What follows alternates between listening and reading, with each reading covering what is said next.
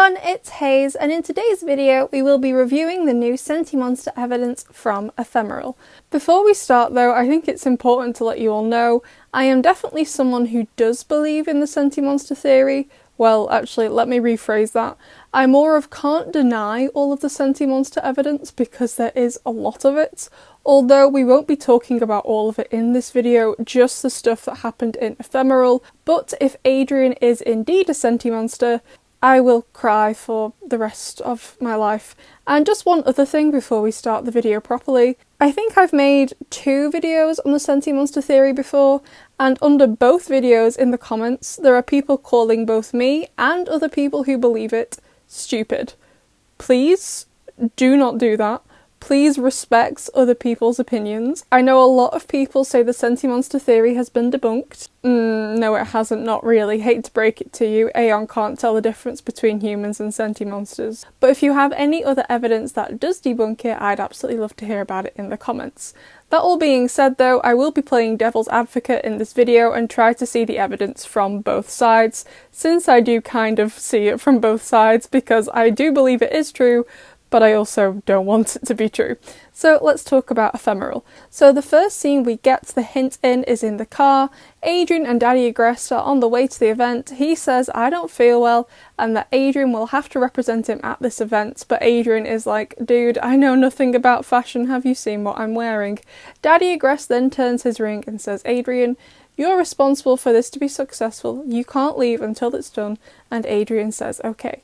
Now, as we all know, Adrien does indeed stay until the end as he doesn't leave, and I would assume the event was a success as well, but I don't actually know, they didn't say so. So he does follow the orders, seemingly, and as confirmed by Ferry, they have to follow them, they cannot break free. However, we all see Adrien look like this when he sees Ladybug and the others overhead, because you know, he's Cat Noir, he has a responsibility there, and in my opinion he does look worried and like he wants to leave, but obviously facial expressions are subjective, you can completely disagree with that.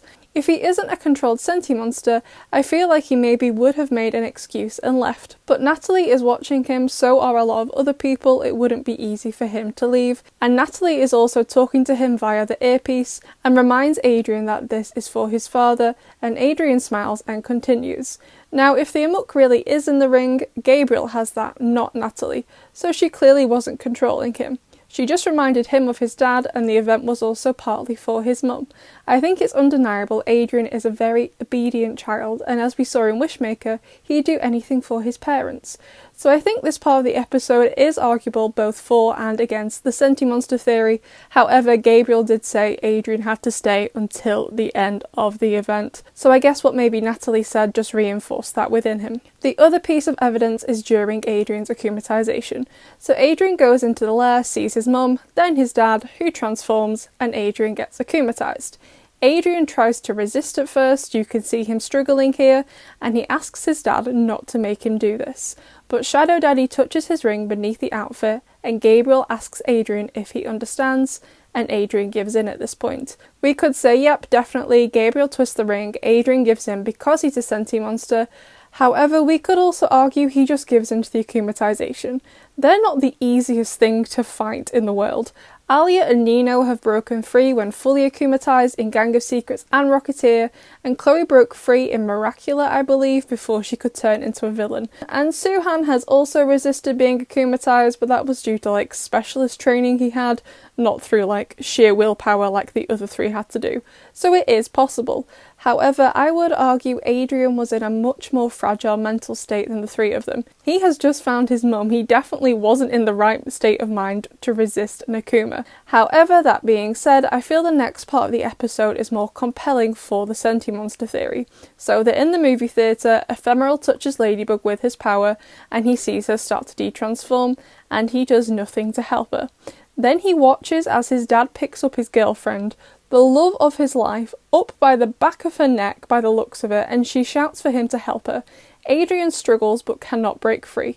Now this either could be him trying to break free of the Akuma but isn't strong enough because of his emotional state in that moment, or he's trying to disobey the Sentimonster command but he can't break free because Sentimonsters can't do that. They have to obey, they have no choice. He then watches as his dad throws Marinette across the cinema and he still does nothing. Like I said before, this girl is the love of his life, and even if he wasn't aware that Marinette is Ladybug, I don't believe Adrien, no matter how upset he was, would let anyone hurt Marinette. I am struggling to understand why he wouldn't help Marinette if he wasn't a Sentimonster and being controlled. This boy is made out of sunshine and would help anyone, as we've seen numerous times in numerous episodes. I think this is definitely the most compelling evidence in this episode for the Sentimonster theory. However, I do feel the ring thing, just in general, is very odd.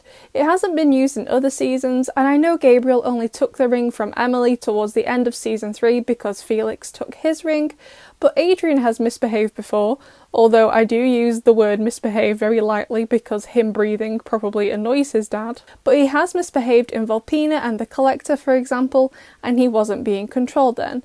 And I know at that point the ring was in the murder basement, but if you could control Adrien and you felt the situation called for it, why wouldn't you go and get it? I don't know, I feel what happened in Volpina and the Collector would be a good enough reason to go and get the ring. I don't know. Sometimes I really do strongly believe the Sentimonster theory stuff, sometimes I don't, but I do think if the Sentimonster theory turns out not to be true, the writers definitely are trying to make us believe it is. So what do you think, besties? Especially about that last part when Adrien didn't really try to help Marinette. Although I am pretty shocked that scene even made it into the show, since it is for children. It was kind of brutal, to be honest, and I'm about to say borderline abusive. It was abusive, so I am a bit confused as to how they even managed to make it into the episode. Anyway, whatever your opinion, please be nice in the comments about it. I'll see you in the next one.